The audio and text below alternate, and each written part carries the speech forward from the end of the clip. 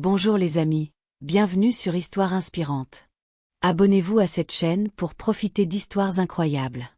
N'oubliez pas d'aimer et de laisser un commentaire. Entrons dans l'histoire. Rema se tenait à la porte du manoir, pieds nus et tremblante. Ses pieds étaient gonflés, son ventre lourd de l'enfant qu'elle portait. Il était tard dans la nuit, le vent lui glaçait la peau. Mais le plus froid n'était pas le temps. C'étaient les gens qui se tenaient devant elle, la famille de son mari. Ils ne la regardaient ni avec amour ni avec sollicitude. Leurs yeux étaient durs. Leurs visages impassibles, comme si elle ne représentait rien pour eux. Des larmes coulaient sur les joues de Rema, mais elle ne les essuya même pas. Ses mains étaient trop occupées à serrer son ventre, à protéger son bébé de la douleur et de la peur qui emplissaient son cœur. Elle n'avait rien fait de mal. Tout ce qu'elle voulait, c'était être une bonne épouse, une bonne mère. Mais elle était là, debout dehors, comme une étrangère, comme une mendiante, tandis que ceux qui étaient censés être sa famille la traitaient comme une ordure. L'une d'elles, sa belle-mère, s'avança et fourra un papier plié dans la main de Rema. « Signez ceci », dit-elle froidement. « Ou quittez cette maison ce soir. » Rema regarda le papier, les mains tremblantes. Elle ne savait même pas encore ce qu'il contenait, mais la façon dont il la fixait tous lui en disait long. Ce n'était pas une demande aimable. C'était une menace, un avertissement, un coup fatal. Elle regarda son mari, Nalo, espérant un soutien, espérant qu'il dirait quelque chose, qu'il agirait. Mais il se tenait derrière eux, silencieux. Pas un mot, pas un regard. Le même homme qui la serrait autrefois contre lui et lui avait promis de la protéger agissait maintenant comme si elle n'existait pas. Son cœur se brisa un peu plus à cet instant. La maison qu'elle appelait autrefois son foyer était maintenant une prison. Et ce soir, il la chassait comme si elle n'était rien. Elle était enceinte de 8 mois. Elle n'avait nulle part où aller. Pas d'argent, pas de projet, juste son bébé et le collier que sa défunte mère lui avait offert avant de mourir. Ce collier était son seul réconfort désormais. Rema aurait voulu crier, demander pourquoi il lui faisait ça, mais aucun mot ne sortit, seulement des larmes silencieuses. Ses lèvres tremblaient. Son corps était faible. Mais au fond d'elle, quelque chose d'autre commençait à surgir. Une petite étincelle, une petite voix lui disant de ne pas céder, de ne pas signer ce papier, de ne pas les laisser gagner. Alors que les minutes s'écoulaient et que la famille s'impatientait, Rema serrait le papier dans sa main. Son cœur battait fort, non seulement de peur, mais aussi des premiers frémissements de force. Elle ne savait pas ce qu'elle allait faire ensuite. Mais une chose était claire, elle ne les laisserait pas la détruire. Pas ce soir. Jamais. Quelques mois auparavant, Rema était la femme la plus heureuse du monde. Elle avait épousé un membre de la famille Duro, l'une des plus riches et des plus respectées de la ville. Ce mariage était digne d'un conte de fées, grandiose, magnifique et plein de promesses. Son mari, Nalo, la traitait avec tant d'amour. Au début, il l'appelait sa reine. Il lui offrait des cadeaux, la faisait rire et la serrait contre lui chaque soir. Rema pensait avoir trouvé son bonheur pour toujours. Mais tout a commencé à changer lorsqu'elle est tombée enceinte. Au début, ce n'était que des petits détails. Nalo avait arrêté d'appeler pendant la journée. Il rentrait tard et ne souriait plus comme avant. Quand elle lui demandait si quelque chose n'allait pas, il répondait simplement qu'il était fatigué. Elle le croyait. Elle pensait que la pression de devenir père le pesait peut-être. Mais il devint vite évident que ce n'était pas du stress, mais du rejet. Puis vinrent les mots blessants de sa belle-mère. Au début, elle disait des petites choses comme « Tu ferais mieux de prier pour que ce soit un garçon, cette famille a besoin d'un véritable héritier. » Rema essayait de l'ignorer. Elle souriait malgré la douleur, espérant qu'ils aimeraient le bébé quoi qu'il arrive. Mais quand ils apprirent que c'était une fille, tout empira. Bien pire. Nalo commença à dormir dans une autre chambre. Il la regardait à peine. Il avait arrêté de parler de prénom pour le bébé. Il ne l'accompagnait même plus à ses rendez-vous chez le médecin. Et sa mère, elle, devenait de plus en plus cruelle. Elle faisait des commentaires comme « Les filles sont un fardeau » et « Tu as déjà trahi ton mari ». Rema pleurait seule la nuit, se demandant ce qu'elle avait bien pu faire pour mériter ça. Tout ce qu'elle avait toujours désiré, c'était être aimée, fonder un foyer heureux. Mais son entourage la faisait se sentir comme une déception simplement parce qu'elle portait une petite fille. Une petite fille qui n'était même pas encore née, mais qu'on accusait déjà de tout. Le cœur de Réma se serrait, non seulement pour elle-même, mais aussi pour sa fille à naître. Comment pouvait-il traiter ainsi une enfant innocente? L'amour qui emplissait autrefois son foyer avait disparu. Les sourires, les rires, les caresses douces, tout cela avait été remplacé par le silence, les regards froids et les murmures dans son dos. Réma se sentait comme une étrangère dans sa propre maison. Chaque jour devenait un cauchemar dont elle ne parvenait pas à se réveiller. Elle essayait de parler à Nalo pour lui rappeler l'homme qu'il était, l'amour qu'il partageait autrefois. Mais il ne l'écoutait pas. Il s'éloignait, parfois sans un mot.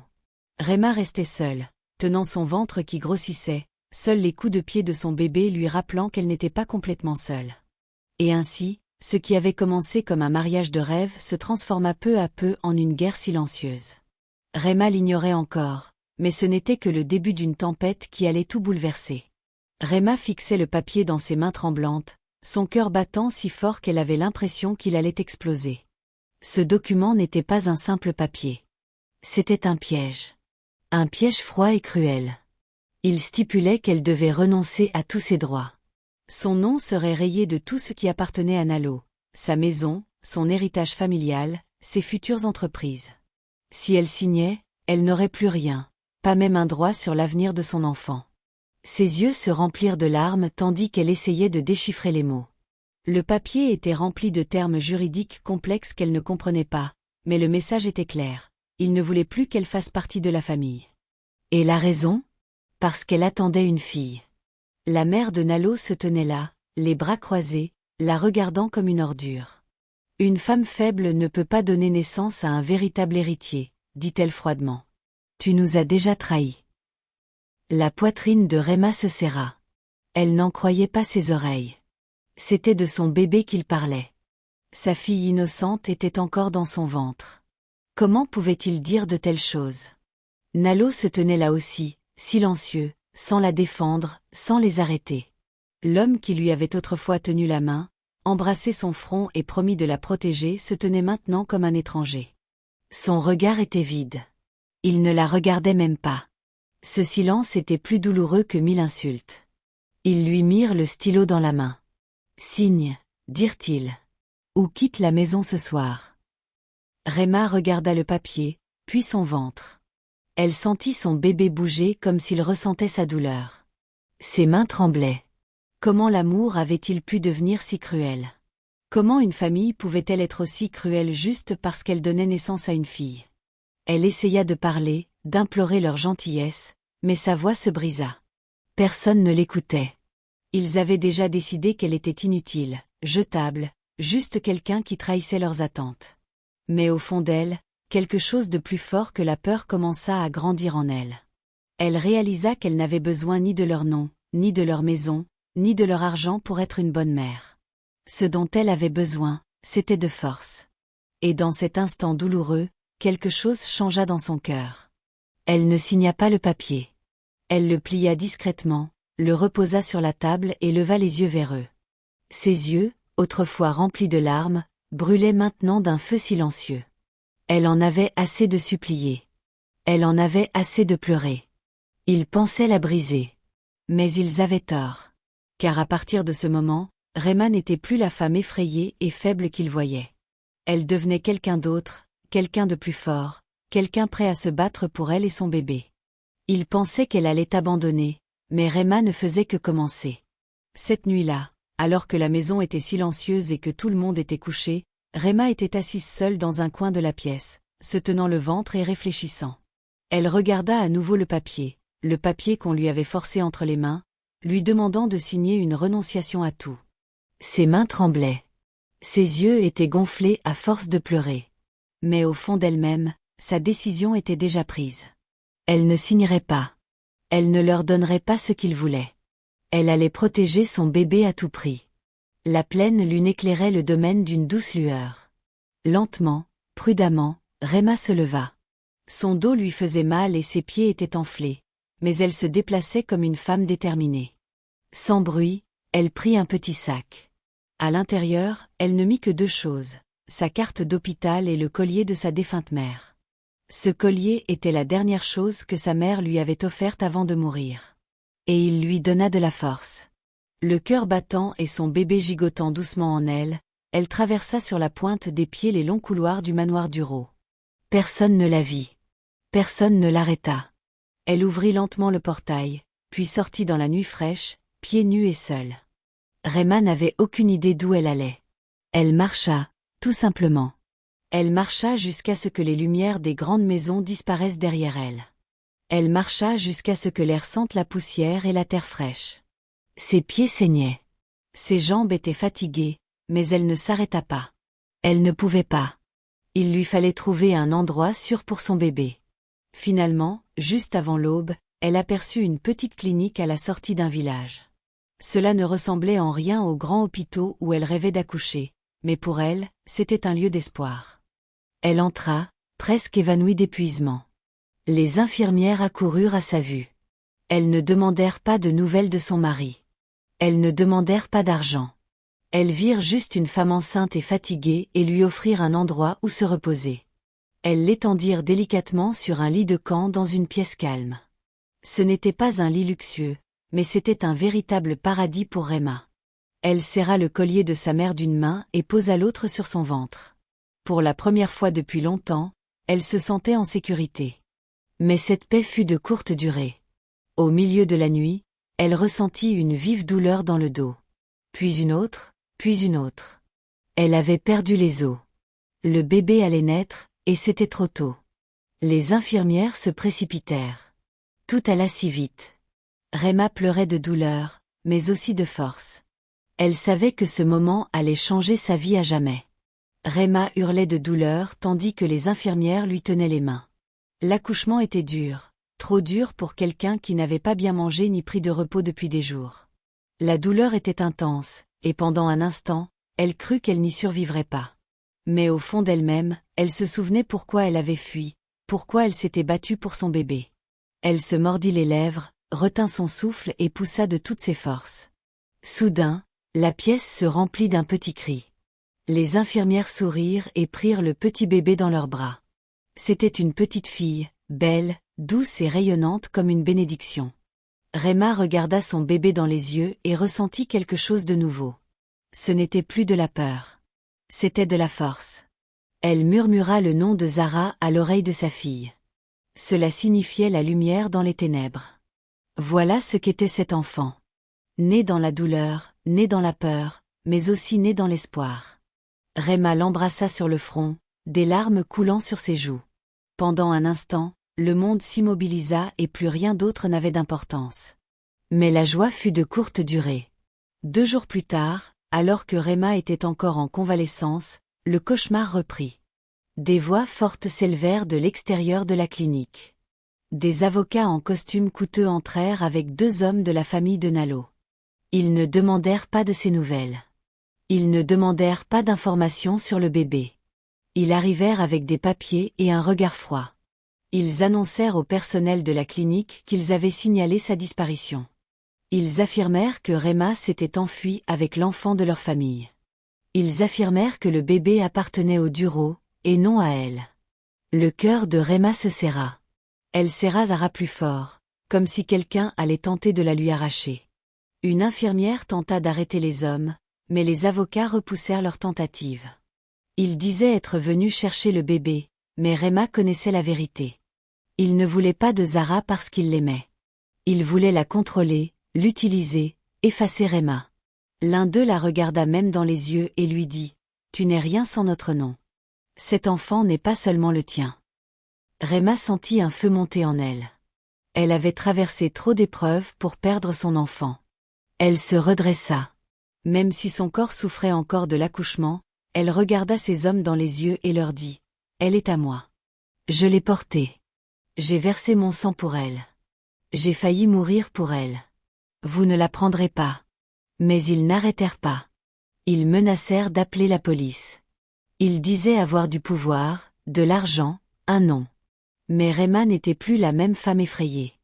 Elle était désormais une mère, une guerrière, prête à se battre pour Zara, coûte que coûte. Assise à la clinique, Réma serrant son bébé dans ses bras et essayant de ne pas pleurer, avait l'impression que le monde entier était contre elle. Les menaces, la pression, la peur, c'était trop. Les Duro étaient puissants et riches. Elle n'était qu'une mère faible et fatiguée, sans le sou et sans soutien. Mais juste au moment où elle était sur le point d'abandonner, un événement inattendu se produisit. Une jeune femme entra dans la clinique. Son visage était calme, mais ses yeux brûlaient d'intensité. Elle s'approcha droit de Réma et se présenta. « Je m'appelle Ti », dit-elle doucement. « Je suis avocate et je vous crois. » Réma fut d'abord perplexe. Pourquoi une inconnue la croirait-elle? Pourquoi quelqu'un qu'elle n'avait jamais rencontré voudrait-il l'aider? Mais Ti s'assit à côté d'elle et lui expliqua tout. Elle avait entendu parler du cas de Réma par une infirmière inquiète. Et lorsqu'elle reconnut le nom de famille Duro, son cœur brûla de souvenirs. Ti avait été proche des Duro, elle aussi. Des années auparavant, elle leur avait fait confiance. Elle avait travaillé pour l'une de leurs entreprises, mais ils l'avaient trahie comme ils avaient trahi Réma. Ils avaient menti à son sujet, sali sa réputation et l'avaient chassée lorsqu'elle avait dénoncé leurs agissements. Ti s'était battue pour revenir avec courage et dans le respect de la loi. Et maintenant, elle avait une mission, s'assurer que les Duro ne détruisent plus jamais une femme. « Je connais leurs secrets », murmura Ti. « Je connais leur jeu, et cette fois, ils se sont attaqués à la mauvaise femme. » Réma la regarda, bouche bée. Pour la première fois depuis longtemps, elle ne se sentait pas seule. Ti ne parlait pas en l'air. Elle pensait chaque mot. Elle proposait de se battre pour Réma gratuitement. Sans paiement, sans condition, juste pour la justice. Dès le lendemain, Ti commença à rassembler des preuves. Elle visita le manoir que Réma avait fui. Elle y trouva des gens qui avaient vu la façon dont Réma était traitée. Une femme de ménage renvoyée pour avoir parlé gentiment avec elle, un chauffeur qui avait surpris les paroles cruelles de la mère de Nalo. Lentement, la vérité commença à éclater. Ti déterra également de vieux papiers, des documents que la famille Duro avait cachés, des fraudes commerciales, des mensonges immobiliers, et même de faux rapports pour dissimuler leurs agissements. Et à chaque vérité qu'elle découvrait, elle devenait plus forte. Réma observait tout cela avec admiration. Cette jeune avocate ne se contentait pas de l'aider. Elle lui apprenait à se relever. Chaque larme versée par Réma, Ti la transformait en force. Et ensemble, elles allaient montrer au monde que le pouvoir ne vient ni de l'argent ni des grands noms. Il vient de la vérité, du courage et des femmes qui refusent de se laisser briser. Alors que Ti continuait à creuser plus profondément, ce qu'elle découvrit la choqua elle-même. Elle s'attendait à des mensonges, mais la vérité était bien plus sombre. Un soir, en feuilletant un dossier reçu d'un ancien membre du personnel de la famille Duro, elle vit quelque chose d'étrange. Il y avait des rapports médicaux portant le nom de Réma. Mais quelque chose clochait. Les dates ne correspondaient pas. L'écriture était différente. Après vérification auprès de l'hôpital, la vérité éclata. La famille Duro avait falsifié le dossier médical de Réma. Ils avaient inventé des antécédents de troubles mentaux, la faisant passer pour inapte à élever son propre enfant. Mais ce n'était pas tout. Ti découvrit également un deuxième acte de naissance pour la petite Zara. Les noms avaient été modifiés. Le nom de la mère avait été remplacé par celui d'une autre personne, une parente éloignée de la famille Duro. Ils voulaient effacer complètement Réma et revendiquer Zara comme leur propre sang. Tout cela fut fait à l'insu de Réma, alors qu'elle se remettait encore de son accouchement. Ils voulaient lui voler sa fille et faire comme si elle n'avait jamais existé. La découverte la plus douloureuse concernait le testament de Nalo. Avant sa disparition soudaine, il avait rédigé un testament qui léguait tout la maison, les entreprises et même les économies à Réma et à leur enfant. Mais le document entre les mains de la famille Duro racontait une toute autre histoire. Dans cette version, Réma n'obtenait rien. Pas le moindre bien. Ti en reconnut les signes. Quelqu'un avait modifié le testament, falsifié des signatures, changé des pages. Ils voulaient jeter Réma à la rue, tout en gardant toutes les richesses pour eux. Mais soudain, quelque chose d'inattendu se produisit. Un miracle au milieu de toute cette souffrance. Une femme de ménage qui travaillait discrètement au manoir Duro depuis des années se manifesta. Elle raconta avoir vu Réma pleurer cette nuit-là dans le salon, lorsqu'on lui avait donné le papier à signer. La femme de ménage avait caché quelque chose pendant tout ce temps. Une minuscule caméra cachée qu'elle avait installée pour sa propre sécurité après avoir été faussement accusée de vol. Cette caméra cachée avait tout enregistré. Ti se précipita pour récupérer les images. Ses mains tremblaient tandis qu'elle lançait la lecture. Et voilà.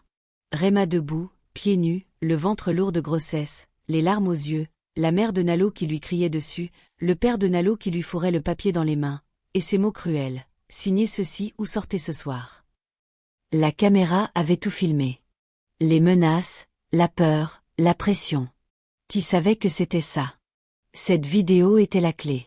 La preuve que Rema avait été contrainte. La preuve que tout ce que la famille Duro avait fait était illégal et cruel. Avec ça, l'histoire allait changer. Plus de mensonges, plus de jeux de pouvoir. Et tandis que Rema regardait la vidéo avec Ti à ses côtés, elle ne pleura pas. Elle hocha lentement la tête. La vérité éclatait enfin, et la justice était à portée de main. La salle d'audience était pleine à craquer. Tout le monde voulait voir ce qui allait se passer. Cette affaire était devenue le sujet de conversation du pays entier. Les caméras de télévision étaient à l'extérieur. Les gens chuchotaient et observaient attentivement l'ouverture des portes. Puis Rema entra. Elle n'était plus la femme effrayée qu'ils avaient autrefois chassée de chez eux. Elle ne pleurait plus et n'était plus faible. Elle portait une robe simple et belle et tenait la petite Zara contre sa poitrine. Sa tête était haute et ses yeux étaient pleins de force. Celle qu'on qualifiait autrefois d'inutile ressemblait désormais à une reine. Même le juge marqua une pause en la voyant entrer. La famille de Nalo était assise de l'autre côté, nerveuse et agitée. La mère de Nalo regardait autour d'elle, murmurant à son avocat. Son visage était crispé par la colère, mais au fond d'elle, elle avait peur. Elle avait menti. Elle avait falsifié des documents. Elle avait tenté de voler un enfant. Et maintenant, la vérité allait éclater devant tout le monde. Le moment venu, les images de la caméra cachée furent diffusées dans la salle d'audience. On aurait entendu une mouche voler. Tout le monde regardait en silence Rema apparaître à l'écran, enceinte, debout devant le portail, en pleurs, tandis que les parents de Nalo l'interpellaient. Ils lui ordonnaient de signer le papier ou de partir. Ils la traitaient comme une moins que rien. La vidéo montrait tout. Des exclamations de surprise emplirent la salle. Même certains fonctionnaires du tribunal hochèrent la tête, incrédules. La mère de Nalo se leva et cria « Cette vidéo est truquée ». Mais le juge la fit taire. L'avocate, Ti, resta calme et présenta toutes les autres preuves. Les dossiers médicaux falsifiés, le faux acte de naissance et le testament modifié. Un à un, les mensonges s'effondrèrent. Rema resta silencieuse. Elle n'en avait pas besoin. Son regard, sa force et son histoire avaient déjà plus de poids que n'importe quel mot. Lorsque le juge se leva enfin pour lire le verdict, la salle se plongea dans un silence total. La garde exclusive de l'enfant, Zara, est accordée à la mère, Rema. Le tribunal déclare également la famille Duro coupable de coercition, de falsification de documents et de tentative de fraude. Il y eut un silence, puis des applaudissements nourris retentirent dans la salle. Certains pleuraient même. C'était comme si une vague de justice avait déferlé sur la salle. La mère de Nalo s'assit, stupéfaite. Elle avait perdu tout son pouvoir, ses mensonges et ses plans avaient échoué. Pendant ce temps, Rema serrait Zara fort dans ses bras. Des larmes coulaient sur ses joues. Mais cette fois, c'étaient des larmes de soulagement. À l'extérieur du tribunal, les gens l'acclamaient. Les journalistes voulaient son histoire. Mais Rema sourit simplement, embrassa sa fille sur le front et murmura « Nous sommes libres maintenant ». Et ainsi, la femme qu'ils avaient autrefois tenté de briser devint un symbole de force, non seulement pour les mères, mais pour toutes les femmes à qui on avait dit qu'elles n'étaient pas assez. Après la fin du procès et la révélation de la vérité, la vie de Nalo commença à s'effondrer rapidement. Quelques jours plus tard, on le retrouva inconscient dans son bureau. L'homme qui marchait autrefois fièrement semblait désormais faible et perdu. Ses associés l'avaient tous quitté. Il ne voulait plus être lié à quelqu'un au passé aussi sombre. Ses comptes furent gelés par la banque. Plus de voitures de luxe, plus de pouvoir, plus de respect. Son nom, autrefois connu du grand public, était désormais murmuré avec honte. Le monde qu'il avait bâti sur l'orgueil et le mensonge s'était effondré. Même sa propre famille avait commencé à prendre ses distances. Plus personne ne voulait le soutenir. Et à son réveil à l'hôpital, il réalisa que tout ce qu'il tenait pour acquis avait disparu, surtout Rema et Zara. Un soir pluvieux, il se présenta à la petite mais paisible maison de Rema. Il n'était pas accompagné d'avocat ni de sa famille. Il était seul, fatigué et brisé. Il tenait un petit ours en peluche. Il resta dehors, l'air hésitant, puis frappa lentement. Rema ouvrit. Elle tenait Zara, âgée de quelques mois, et souriait. Dès que Nalo les vit, il tomba à genoux. Là, sous la pluie, il supplia. Sa voix se brisa. « S'il te plaît, Rema, j'étais aveugle. Je ne t'ai pas protégé. Je ne te méritais pas. Mais s'il te plaît, laisse-moi faire partie de sa vie. Laisse-moi arranger les choses. » Zara tendit une petite main vers lui, innocente et inconsciente de la douleur que sa mère avait endurée. Mais Rema ne bougea pas. Elle regarda Nalo un long moment, silencieuse. Ses yeux ne trahissaient aucune colère. Ni même aucune tristesse, juste de la force. Le genre de force qui vient après avoir survécu à une profonde douleur. Sans un mot, Rema referma doucement la porte. Pas de cris, pas d'insultes, juste le silence. Ce doux bruit de fermeture en disait long. À l'intérieur, elle serra Zara contre elle et murmura. « Tu n'as pas besoin de quelqu'un qui ne s'est pas battu pour toi. » Pendant ce temps, Nalo était assis dehors sous la pluie, pleurant, non pas parce qu'il avait perdu de l'argent, mais parce qu'il avait perdu les seules personnes qui comptaient vraiment. Ce fut un moment puissant. Rema n'avait pas besoin de vengeance. Son silence, sa force et sa paix suffisaient. Elle avait déjà gagné. Et désormais, sa vie ne consistait plus à prouver quoi que ce soit à qui que ce soit. Il s'agissait d'élever sa fille avec amour, dignité et vérité. Ce que Nalo n'avait pas su lui donner. Et, d'un seul coup, le chapitre se referma. Non pas avec colère, mais avec une force tranquille. Rema eut le dernier mot, sans prononcer un seul mot.